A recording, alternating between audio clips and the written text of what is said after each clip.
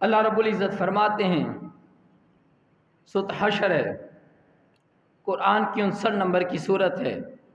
قرآن سے یا صرف صحابہ کی شان کو بیان کریں گے۔ سورۃ حشر ہے، قرآن کی 59 نمبر کی صورت ہے، اس کی آیت نمبر 8 اور 10۔ اللہ فرماتے ہیں وَلِلْفُقَرَاءِ الْمُهَاجِرِينَ الَّذِينَ أُخْرِجُوا مِنْ دِيَارِهِمْ وَأَمْوَالِهِمْ وَيَبْتَغُونَ فَضْلًا مِنَ اللَّهِ وَرِضْوَانًا وَيَنْصُرُونَ اللَّهَ وَرَسُولَهُ أُولَئِكَ هُمُ الصَّادِقُونَ وَالَّذِينَ تَبَوَّءُوا الدَّارَ وَالْإِيمَانَ مِنْ قَبْلِهِمْ يُحِبُّونَ مَنْ هَاجَرَ إِلَيْهِمْ وَلَا يَجِدُونَ فِي صُدُورِهِمْ حَاجَةً مِّمَّا أُوتُوا وَيُؤْثِرُونَ عَلَىٰ أَنفُسِهِمْ وَلَوْ كَانَ بِهِمْ خَصَاصَةٌ وَمَن يُوقَ شُحَّ نَفْسِهِ فَأُولَٰئِكَ هُمُ الْمُفْلِحُونَ وَالَّذِينَ جَاءُوا مِن بَعْدِهِمْ يَقُولُونَ رَبَّنَا اغْفِرْ لَنَا وَلِإِخْوَانِنَا الَّذِينَ سَبَقُونَا بِالْإِيمَانِ وَلَا تَجْعَلْ فِي قُلُوبِنَا غِلًّا لِّلَّذِينَ آمَنُوا رَبَّنَا إِنَّكَ رَءُوفٌ رَّحِيمٌ۔ اللہ نے اس میں 3 درجے صحابہ کرام رضوان اللہ علیہم اجمعین کے بیان کیے۔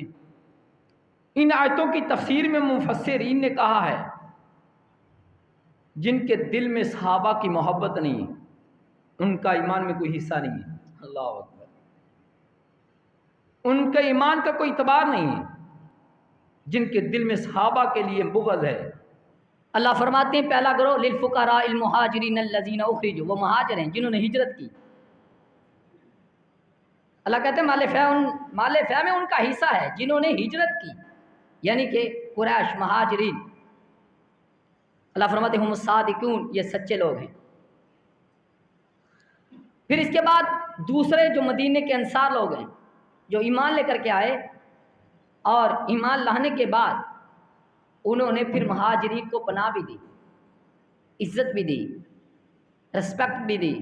اور آپ کو پتہ ہے مواخات مدینہ جب ہوا 45 انصار کے تھے، 45 مہاجر تھے صحابہ کرام۔ نبی علیہ الصلوۃ والسلام نے ایک انصار سے لیا، ایک مہاجر سے لیا، دونوں کو بھائی بھائی بنا دیا۔ تو انصار کا کہتا اپنے مہاجر بھائی سے، بھائی میری 2 بیویاں ہیں، آپ دونوں کو دیکھ لیں، جو پسند ہے میں اس کو طلاق دے دیتا ہوں، آپ اس سے نکاح کر لیں۔ میرا اتنا مال ہے، اتنے مال سے آپ جس چیز کو پسند کریں گے وہ میں آپ کو دے دوں گا، آپ اس کے حصے دار ہوں گے، وہ آپ کی ملکیت میں ہوگا۔ یہ تھا مواخات مدینہ۔ یہ دوسرے وہ لوگ ہیں، اللہ فرماتے ہیں جنہوں نے مہاجرین کو جگہ بھی دی اور ان کے سینے تنگ نہیں پڑے، بلکہ وَيُؤْثِرُونَ عَلَىٰ أَنفُسِهِمْ وَلَوْ كَانَ بِهِمْ خَصَاصَةٌ، وہ تو دوسروں کی ضرورتوں کو اپنی ضرورتوں پر ترجیح دیتے تھے۔ خود اس چیز کی ضرورت ہوتی تھی، لیکن اگر کوئی دوسرا ضرورت مند آ جاتا تو اپنی ضرورت کو وہ دفن کر دیتے، اپنی خواہش کو مار دیتے۔ خواہش کیا بلکہ ضرورت شدت کی ہوتی، لیکن اس کے باوجود اپنی ضرورت نہیں پوری کرتے بلکہ اگلے کی ضرورت پوری کر دیتے۔ اس قرآن کی آیت کی تفسیر میں ایک حدیث ہے، اور ذرا وہ حدیث بھی پڑھتے ہیں۔ بخاری شریف ہے، کتاب التفسیر ہے، حدیث نمبر 4889 ہے۔ حدیث کے راوی حضرت ابو ہریرہ رضی اللہ تعالی عنہ۔ حدیث یوں ہے، عن ابی ہریرہ رضی اللہ تعالی عنہ قال اتى رجل رسول اللہ صلی اللہ علیہ وسلم فقال یا رسول اللہ صلی اللہ علیہ وسلم اصابني الجهد فارسل الى نسائه فلم يجد عندهن شيئا فقال رسول الله صلى الله عليه وسلم الا رجل يزيف هذه الليله يرحمه الله فقام رجل من الانصار فقال انا يا رسول الله صلى الله عليه وسلم فذهب الى اهله فقال لامراته زيف رسول الله صلى الله عليه وسلم لا تدخري شيئا قالت والله ما عندك قوت الصبية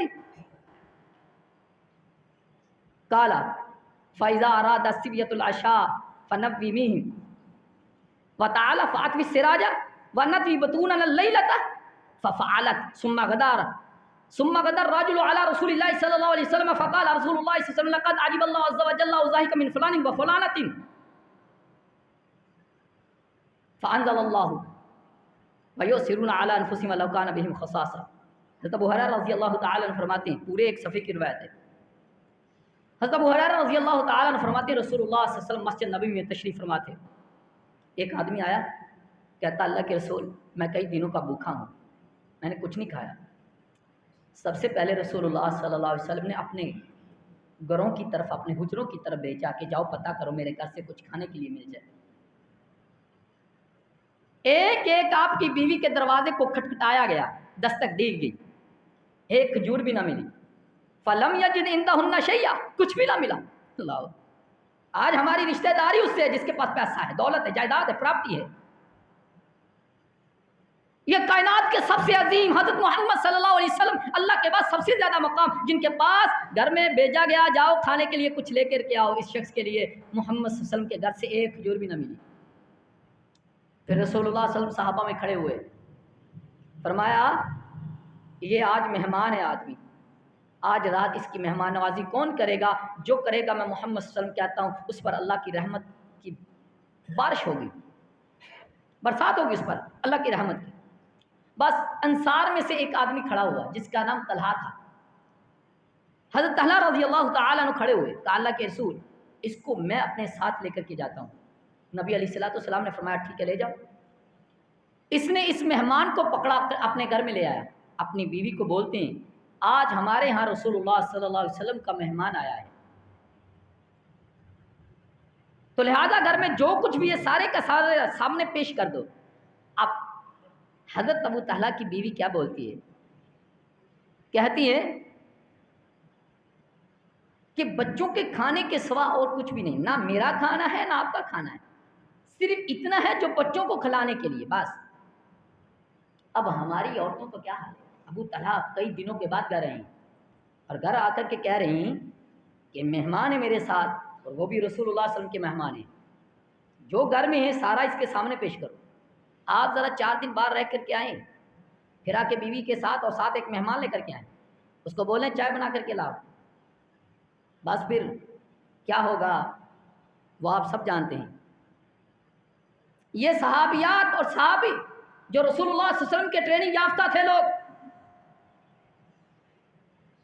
اور پھر فرمایا بچوں کو آج دلاسا دے کے سلا دے، اور جب بچے سو جائیں اور مہمان کے سامنے تو کھانا رکھے تو آستہ سے دیوا درست کرنے کے بہانے آنا چراغ، اور چراغ کو پھونک مار کر کے بجا دینا. اللہ، میں ویسے ہی چگالی کرتا رہوں گا اور وہ مہمان پیٹ بھر کر کے اپنا کھانا کھا لے گا اور رسول اللہ صلی اللہ علیہ وسلم کا یہ جو مہمان ہوگا خود سیر ہو جائے گا. اور بیوی تھی، نیک تھی، ایسا ہی کیا، بچوں کو دلاسا دیا، بھوکا ہی سلا دیا، مہمان کے سامنے کھانا رکھا، ساتھ حضرت طلحہ بیٹھ گئے. پھر دیوے کو درست کرنے کے بہانے حضرت طلحہ کی بیوی نے، گھر والی نے چراغ کو پھونک دے ماری اور چراغ بجھا دیا. اب حضرت طلحہ خالی منہ ہلا رہے ہیں، ایک لقمہ توڑ کر کے اپنے منہ میں نہیں ڈال رہے. اور وہ صحابی جو وہ مہمان تھا رسول اللہ صلی اللہ علیہ وسلم کا، وہ پیٹ بھر کے کھانا کھا لیا. اب بچے بھی بھوکے سو گئے اور یہ دونوں افراد بھی بھوکے ہی سو گئے، لیکن رسول صلی اللہ علیہ وسلم کے مہمان نے پیٹ بھر کے کھانا کھایا. جب صبح ہوئی حضرت طلحہ رسول اللہ صلی اللہ علیہ وسلم کے دربار میں پہنچے تو آپ نے فرمایا لقد عجب اللہ عز وجل، اور تمہارے عمل پر اللہ نے تعجب کیا ہے اور رب مسکرا بھی دیا ہے. اللہ اکبر. فرمایا طلحہ تیرے اور تیرے بیوی کے عمل پر اللہ نے تعجب بھی کیا ہے اور رب مسکرایا بھی. پتہ چلا اللہ مسکراتا ہے، یہ اللہ کی صفت ہے، لیکن اللہ ہماری طرح کا مسکراتا نہیں، اللہ اپنی شان کے مطابق مسکراتا ہے. اللہ اترتا ہے چڑھتا ہے کیسا، ہماری طرح نہیں. ہم نے اترنا دیکھنا، چڑھنا یہی دیکھا ہے بس، اسٹیپ پہ پاؤں اوپر رکھو نیچے نہیں. اللہ کیسا اترتا ہے کیسا چڑھتا ہے وہ اپنی شان کے مطابق ہے. آپ ایسا نہیں سوچ سکتے، آپ سوچیں گے تو غلط کریں گے. بس ایمان لائیں گے کہ اللہ اترتا ہے چڑھتا ہے کیسے، بس اپنی شان کے مطابق. بالکل اللہ ہنستا ہے کیسے، اپنی شان کے مطابق. لقد عجب اللہ عز وجل من فلان و فلانۃ، اور آگے فرمایا وضاحکا، اور وہ اللہ مسکرایا بھی ہے.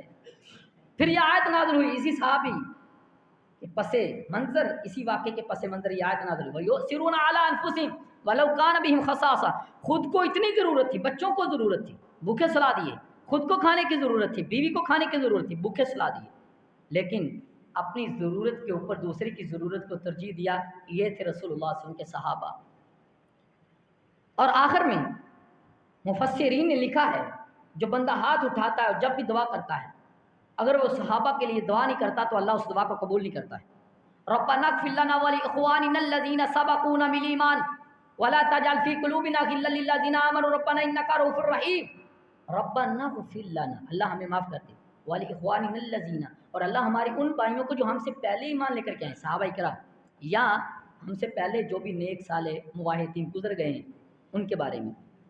اور اللہ ان کے بارے میں، صحابہ کے بارے میں ہمارے دل میں ذرا برابر بھی کینہ نہ آئے. اور یہ دعا کیا کریں، اللہ اے پروردگار، اے میرے مالک اور خالق، جب اس دل میں کسی ایک صحابی کے بارے میں میر معاویہ رضی اللہ تعالیٰ عنہ، حضرت علی ہو رضی اللہ تعالیٰ عنہ، حضرت حسن یا حسین رضی اللہ تعالیٰ عنہ، یا طلحہ اور زبیر ہوں، کوئی بھی صحابی ہو، اگر کسی ایک کے بارے میں بھی ذرا برابر بھی کینہ ہے، اللہ اس سے پہلے کہ ہمارے دل میں کوئی کینہ ہے اس دل کو بند کر دینا. اب اس کا زندہ رہنا، اس زمین پر چلنا بیکار ہے. اللہ اکبر.